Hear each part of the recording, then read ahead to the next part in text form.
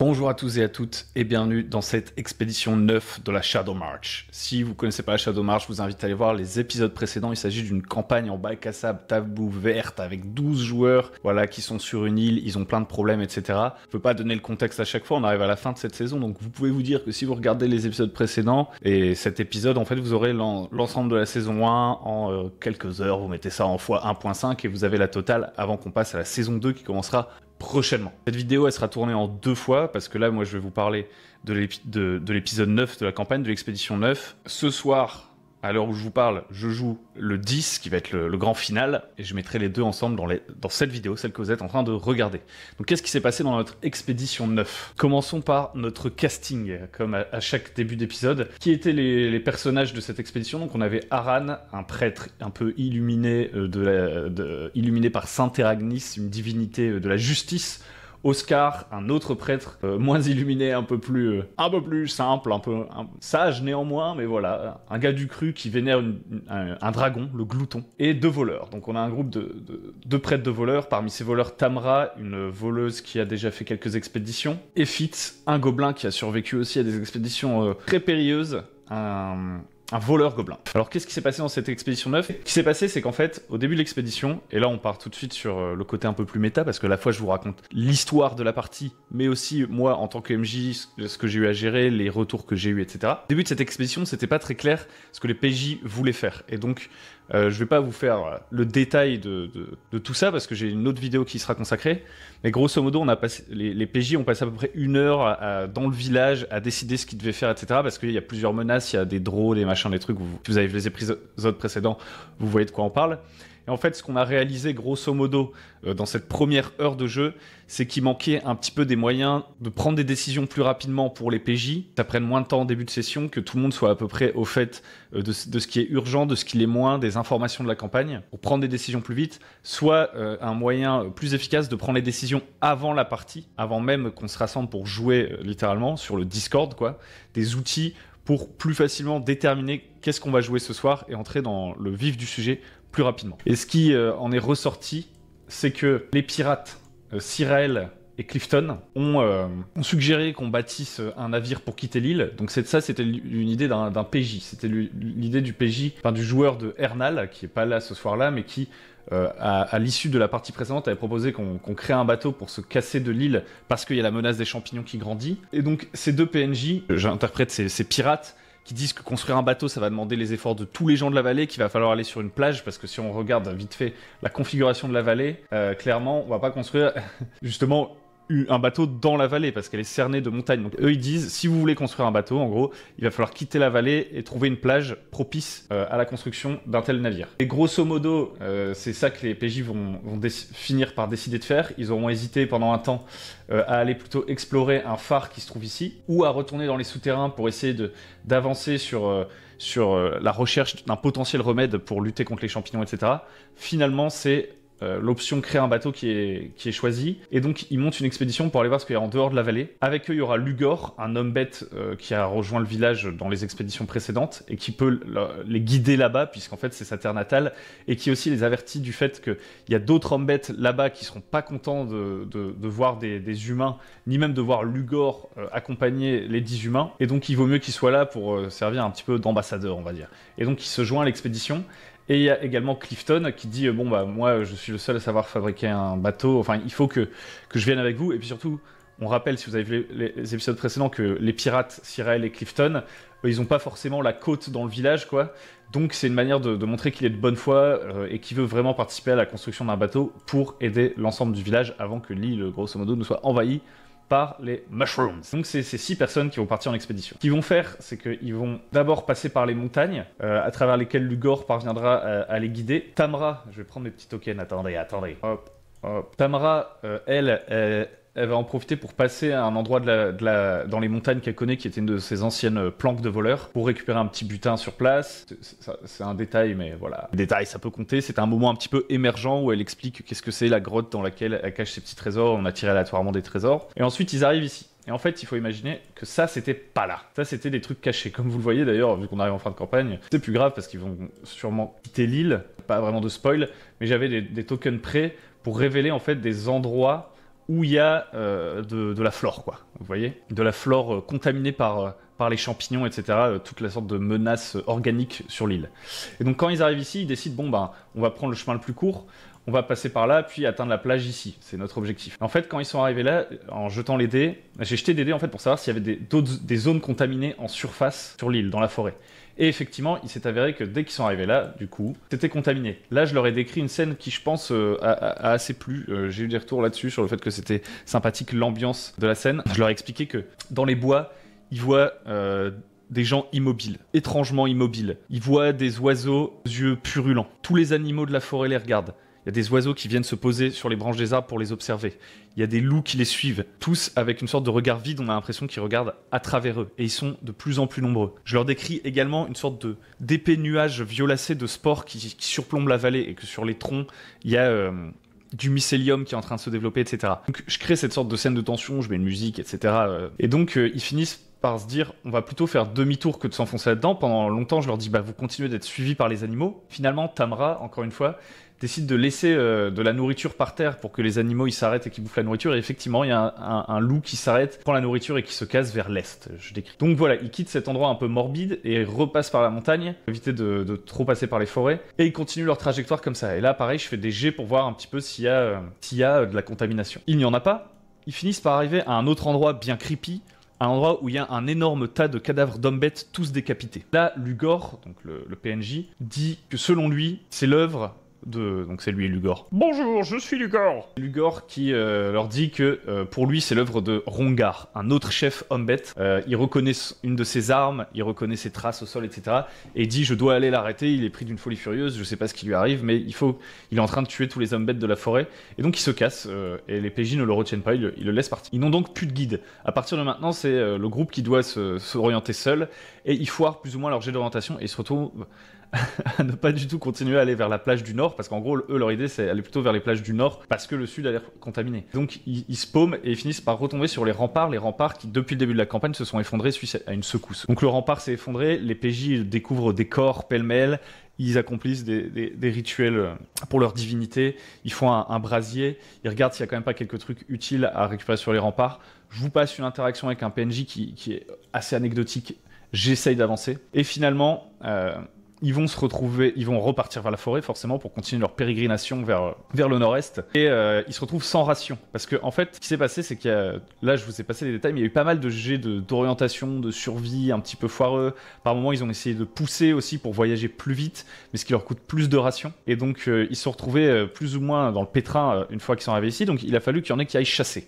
Et ceux qui sont allés chasser sont tombés nez à nez avec Rongar. Apparemment, Rongar a trouvé les PJ avant que Lugor, l'homme-bête, leur guide, ne trouve Rongar. Tout ça, c'est géré avec des jets aléatoires. Encore une fois, quand il y a un danger, je jette des dés, je fais des jets de table aléatoires et tout. Dernière scène de cette partie, grosso modo, on arrive vers la fin de la séance en termes d'heures, parce qu'on se dit qu'on joue de 20h30 à 23h30. Il tombe sur Rongar, et là, il y a un combat qui s'engage. Rongar, il commence à foutre le dawa.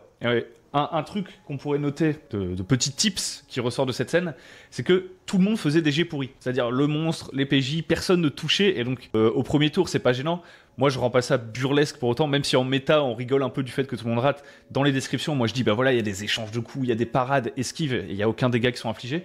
Néanmoins, c'est une sorte on pourrait dire, une sorte de dysfonctionnement du hasard, d'une certaine manière. Le fait que pendant 1-2 rounds, il y a quasiment personne qui se touche, c'est que tout le monde fait des jets pourris. Des fois, All Beer Rodeo ou même les dés, en fait. Enfin, il y a des gens, ils font 3 coups critiques dans la séance. Là, c'était l'inverse. Tout le monde rate ses jets de dés. En fait, ce que je fais dans ces cas-là, c'est que je m'inspire d'une règle qui vient, je crois, de 13e âge, quelque chose comme ça, et qui dit qu'à chaque tour de combat, les chances de toucher de tout le monde, c'est-à-dire les méchants et les gentils, et n'importe qui, quoi, tout le monde, PNJ, PJ, toutes les chances, tous les jets de dés ont des bonus qui augmentent au fur et à mesure des combats pour aller de plus en plus vite vers l'accélération, vers la fin du combat, et en plus ça peut augmenter la mortalité et faire qu'au début du combat le combat commence doucement et puis ensuite ça devient de plus en plus critique, donc ça nous amène vers un climax. Ça a aussi un effet sur la fiction, vous voyez.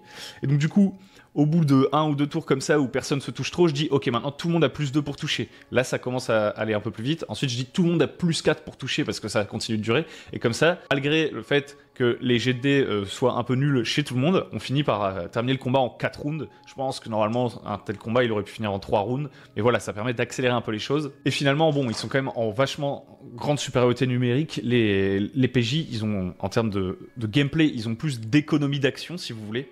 Et donc ils mettent à bas Rongar, même si c'était un adversaire puissant, qui avait une attaque de charge, qui avait plusieurs capacités, il attaquait 2 fois par tour, etc. Ils finissent par le neutraliser. Avec des petits coups malins, il y en a un qui va l'éblouir avec un miroir, il va y avoir plusieurs attaques sournoises un peu nazes, il va y avoir Clifton qui est le grand oublié de cette partie, qui faisait quand même partie du groupe, le pirate qui va être abattu par Rongar, mais notre ami Aran va venir lui faire un Cure Wound.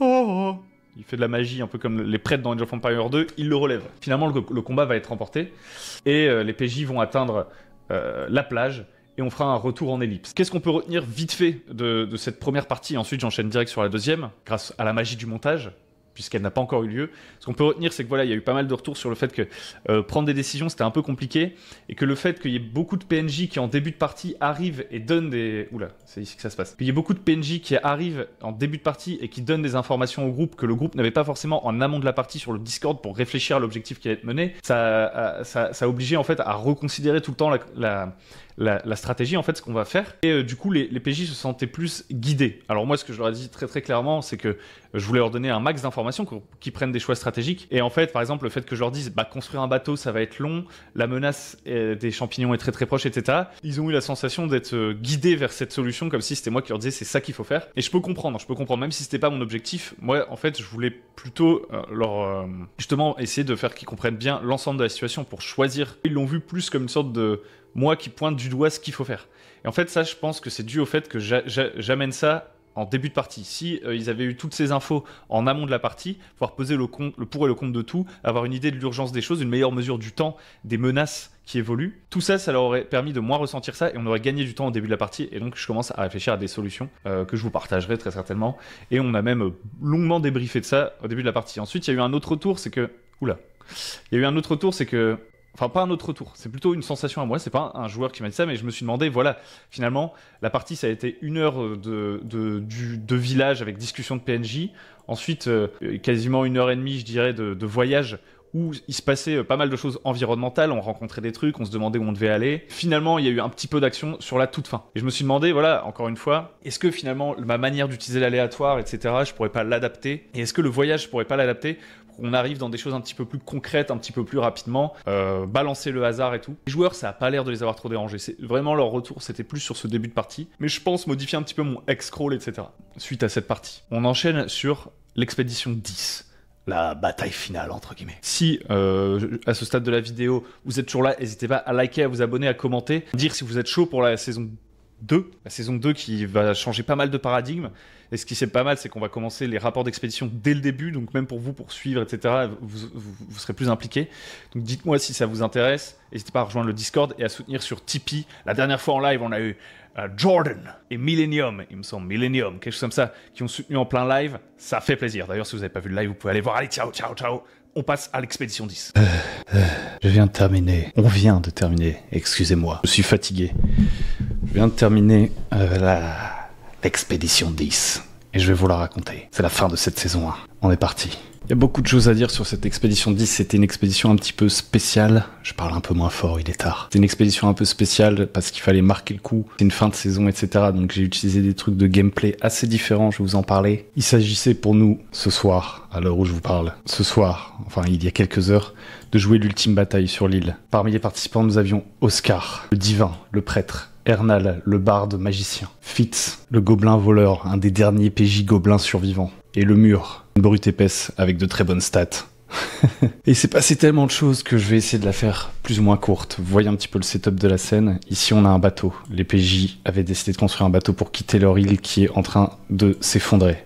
Et vous voyez aussi un truc un petit peu spécial par rapport à d'habitude, c'est qu'il y a beaucoup d'éléments posés sur le X-Crawl. C'est parce que c'était un peu plus narratif. On n'a pas joué avec des battle maps, on n'a même pas joué avec les vraies règles de Shadow Dark. On a fait une bataille épique. J'avais fait une vidéo sur les batailles épiques que vous pouvez aller voir, je la mettrai peut-être dans la description. Et en général, pour des événements spécifiques comme typiquement cette bataille épique ou alors une partie où ça va être de longues négociations, ce genre de truc, j'ai tendance à changer le gameplay dans mes campagnes de jeux de rôle.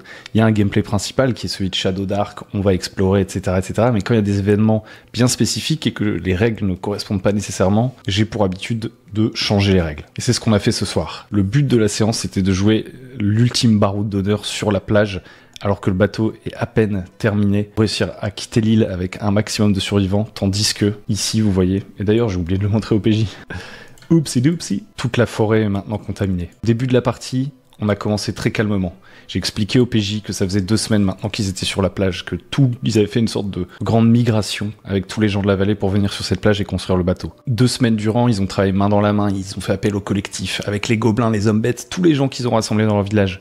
Clifton et les pirates supervisent l'opération. Ils construisent le bateau. On est à la veille du départ. Malheureusement, il faudra attendre encore une journée supplémentaire parce que Clifton prévoit une tempête. Vous voyez le truc venir. Le début de la séance, je demande à chacun des PJ de me dire qu'est-ce que vous faites. Il y en a qui me disent aider, typiquement le mur, aider les derniers ouvriers qui amènent les dernières ressources extraites de la forêt pour les amener au bateau. Et finaliser sa construction, il faut ramener les derniers gros rondins qui vont permettre au bateau de rouler du sable jusqu'à la mer. Le jeune Fitz, lui, il va avec ses amis gobelins et il s'occupe plutôt d'aider la chamane, de préparer des repas, des remèdes pour soigner les gobelins, les encourager parce que les gobelins, voilà, ils sont un petit peu moins costauds pour tous ces gros œuvres. Oscar, lui, il est sur le bateau, il prépare les voiles, les derniers cordages, un petit peu les trucs un petit peu plus techniques, les tâches un peu moins en force. Et Ernal, lui, il consulte Clifton pour qu'il lui apprenne un petit peu à piloter le navire et à prévoir le voyage, finalement. Je laisse le temps tranquillement à la situation de se poser comme ça. Mais rapidement, j'essaye d'installer le début de la catastrophe, faire monter lentement la sauce et l'horreur du scénario. On n'est plus du tout dans un rythme Shadow Dark, en l'occurrence. On est passé dans un truc vachement narratif, et à ce moment-là, ce que j'explique aux joueurs, c'est qu'ils peuvent garder leur fiche de personnage, leurs caractéristiques vont toujours leur être utiles, ils jettent des dés 20 et tout. Par contre, on utilise un truc plus comme 2D6 plus bullshit, ou Apocalypse World, ou Dungeon World, ou ce que vous voulez, c'est-à-dire que vous jetez un dé 20, et si vous faites 6 ou moins, c'est la cata. Si vous faites entre 7 et 15, c'est réussite et complication. Si vous faites 16, c'est juste une réussite. Et donc vous jetez un dé 20, vous ajoutez votre stat, comme d'hab, et puis on voit à chaque fois. Et en fait, je leur explique aussi, chaque fois qu'ils feront une complication, je mettrai une petite croix. Ah, c'est difficile à l'envers. Je mettrai une petite croix ici. À chaque fois qu'ils feront une réussite, je mettrai un petit rond ici. Et que à la fin de la partie, en fonction de l'équilibre entre les petits ronds et les petites croix, on déterminera la fin et les conséquences de tout ce qui va se jouer à cette soirée. Je leur dis aussi que la soirée est limitée en temps. Qu'en fait, on va s'arrêter pile à une certaine heure, c'est-à-dire 22h57, je crois, un truc comme ça. Donc on a à peu près 1h30 de jeu devant nous pour jouer un truc avec une intensité maximale. Donc on s'arrêtera à ce moment-là. Et que entre-temps, je vais m'occuper de décrire des complications, etc. En fait, j'ai pas d'objectif. Vous voyez, j'aurais pu décider qu'il fallait un certain nombre de réussites pour réussir à partir, fixe, mais ça aurait, je trouve, fait courir plus le risque que la partie se termine vite, par exemple, s'ils ont vraiment beaucoup de réussites, ou si je mets une sorte d'endroit auquel, en fonction du nombre de croix, bah, c'est foutu, ils auraient pu échouer très très vite, on n'aurait pas eu toute cette montée en tension, etc. Donc en fait, le but, concrètement, de jouer cette bataille, ça va juste être de jeter des dés, hein. On jette des petits dés, hop là, vas-y que je te jette des dés. Boum, on jette des dés pendant toute la soirée pour voir les hauts, les bas, etc. Et on tire des conclusions que à la fin. Donc, à partir de maintenant, c'est que de l'impro pour moi et les joueurs. Les choses ont commencé à se compliquer à partir du moment où le mur réalise qu'il y a certains des bûcherons qui sont pas ressortis de la forêt. Aussi, partout dans le camp, autour du bateau, alors qu'il y a vous savez, des grands feux de joie, des tentes partout, etc. C'est en même temps un chantier, en même temps leur lieu de vie, depuis 2 semaines. Partout, il y a des gens qui se plaignent d'avoir perdu un gamin, un truc comme ça et tout. Les 3 PJ qui sont au camp, donc Ernal, Fitz et Oscar se rassemblent. Et commencent à se dire, ouais, c'est pas normal et tout. Et vous avez vu le mur? Et le mur, lui, en fait, pendant ce temps-là, il part chercher une femme qui a disparu dans la forêt. J'essaie d'aller droit au but, c'était bien mieux amené que ça. Il y avait une montée en tension, il y avait un enfant qui avait disparu, enfin bref, il y a plein de petits détails, je vais droit au but, le mur tombe sur un enfant qui a poignardé la femme qui s'était perdue dans la forêt. Il dit « J'ai pas fait exprès. » Le mur arrive, fait « Qu'est-ce que t'as fait, gamin? Qu'est-ce qui se passe ?» Le petit fait « Elle m'a attaqué en premier !» Et en fait, la bûcheronne qui recherchait a été évidemment contaminée, s'est attaquée au gamin et le gamin l'a poignardé. Le mur dit « C'est pas grave, petit, on va rentrer ensemble au camp. » À ce moment-là, il commence à faire demi-tour et il tombe sur ses 3 camarades qui étaient donc partis à sa recherche. Ils se retrouvent tous dans les bois, mais déjà une brume violacée commence à les entourer et ils voient plus à 2 mètres devant eux. Donc ils avancent à tâtons, etc. Ils finissent par se rendre compte qu'il y a des cohortes de fourmis qui transportent des champignons que toute la forêt se réveille et la terre tremble à nouveau comme elle avait tremblé au tout début de la campagne. Ils se mettent à courir couverts de fourmis, ils sentent déjà leurs sens qui sont en alerte, une sorte de perte de contrôle d'eux-mêmes. Ils courent dans le camp en disant « Alerte, alerte !» et ils se jettent évidemment dans la mer pour se débarrasser des fourmis. Puis ensuite vient l'ultime bataille, il se passe des tas de trucs. Je vous passe les détails parce que je vais essayer de la faire courte, je suis fatigué. Mais ils doivent pousser le bateau pour le mettre à la mer en dernière minute alors qu'il n'y a pas encore tous les rondins de vent. Ils doivent se battre contre des créatures, il y a des fourmis géantes qui sortent du sol, contaminées. Ils forment une sorte de mur de bouclier pour essayer de défendre des gens. Il y a les zombettes qui se sacrifient. Et il y a un PJ surtout qui va se sacrifier parce qu'il y a une autre mécanique dont il faut que je vous parle, ça pourra peut-être vous inspirer. Je leur ai dit de diviser leur point de vie par 5. Chacun prend ses points de vie qui oscillent entre, peut-être 25 et 12, j'en sais rien à ce stade de la campagne. Ils divisent par 5, ils arrondissent au supérieur. Et ça leur donne leur nombre de points de vie pour la séance. Et en fait, à tout moment, quand ils font un échec, plutôt que cet échec se reporte ici pour le compte final, ils peuvent le reporter sur leur point de vie, décider en fait de prendre des coups pour que la situation finale soit plus favorable. Ce qui invite évidemment à choisir si on préfère sacrifier son personnage ou à ce moment-là faire un choix moral différent, jouer un personnage peut-être un peu plus lâche finalement, ou en fonction aussi de la situation dans laquelle vous êtes. Des fois ça n'a pas de sens de pouvoir vous sacrifier entre guillemets, enfin si on peut toujours le justifier, faire émerger des trucs. Il y a tout ce truc un peu de trade, de je mets des bons points, je mets des mauvais points, il y a des jets de dés qui virevoltent. Ernal fera appel à la foudre pour frapper. Grâce à sa baguette magique, Oscar le divin, lui, va en appeler aux divinités pour leur venir en aide, et alors que la tempête bat son plein au-dessus du champ de bataille, pareil, la foudre s'abat. Des hommes bêtes décapités, contrôlés par la sorte d'intelligence collective des champignons qui jaillissent de la forêt. Tous les animaux de la forêt sont contaminés et se jettent sur tout le monde. Fitz, depuis le haut du mât du bateau, il coordonne un petit peu les gens parce qu'il y a une bonne vue, etc. sur l'ensemble de la situation. Le mur est au cœur de la mêlée, il se bat. Enfin, c'est n'importe quoi. Au final, ce qui va se passer, les 4 actions décisives, ça va être que y a bel et bien le mur qui va se sacrifier. Il va rester jusqu'au bout dans la mêlée, affronter les créatures, et finalement il prendra un mauvais coup. Il décide à un moment donné, je lui propose un deal, vu qu'ils avaient beaucoup de retard avec leur petite croix là, je lui dis tu peux faire une sorte d'action de pari entre guillemets, tu peux faire une sorte de pari, au lieu que ton jet il fasse soit une croix, un rond, ou une croix et un rond, si c'est entre 7 et 15, réussite avec complication, tu joues pour 3 croix ou 3 ronds. Il dit ok je le prends pour essayer de rééquilibrer la balance parce qu'ils avaient 3 de retard. Et en fait, il décide de sacrifier, il fait une réussite avec complication, donc normalement ça rajoute 3 croix à 3 ronds, donc ça change rien, quoi, ça reste au statu quo plus ou moins, mais ça permet de décrire un petit peu. Il décide de sacrifier ses 3 derniers points de vie pour réussir à équilibrer la balance. Sacrifice héroïque. Il se bat, il finit par tomber. Et là, il tombe finalement. C'est lui qui nous décrit un petit peu comment il tombe. Et j'ajoute un petit élément dramatique. Je lui dis qu'il y a Lugor qui était resté se battre aussi jusqu'au bout. Lugor qui a été contaminé et qui arrive. Et que c'est Lugor qui porte le dernier coup au mur. Le mur me dit, je sais que Lugor c'est un monstre. Si je l'arrête pas, il va tuer tout le monde. Et donc il décide de s'attacher à Lugor, de le prendre dans ses bras et de le retenir le plus longtemps possible. Il roule à terre, ils se battent à deux alors que le mur se vide déjà de son sang. Et la marée de loups, de tous les animaux, en fait tous les animaux sont contaminés, frénétiques, leur roule dessus comme une vague et il disparaîtra. Le mur est abattu par la vague. Il a essayé le plus longtemps possible. Il s'est battu comme une sorte de digue contre ce tsunami de corruption. Et il finit par être noyé. Comme je le disais également, donc on a Oscar qui va faire appel à ses divinités pour que la foudre frappe. On a Ernal qui va tenter de déclencher un rituel, faire appel aux dieux avec la chamane pour essayer que le vent souffle et avantage leur navire pour qu'ils puissent prendre plus de vitesse et vraiment aller dans la mer. Et une fois que le bateau sera dans la mer, Fitz finalement fera l'ultime jet de dés pour voir s'il arrive à sauver certains retardataires, dont Syrael, les tirant avec une corde de toutes ses forces pour qu'il grimpe à bord. Et il y parviendra. Et en fait, ce qu'il faut retenir de tout ce truc qui est épique, je sais pas si j'arrive à le rendre là parce qu'il est tard et que je peux pas parler trop fort.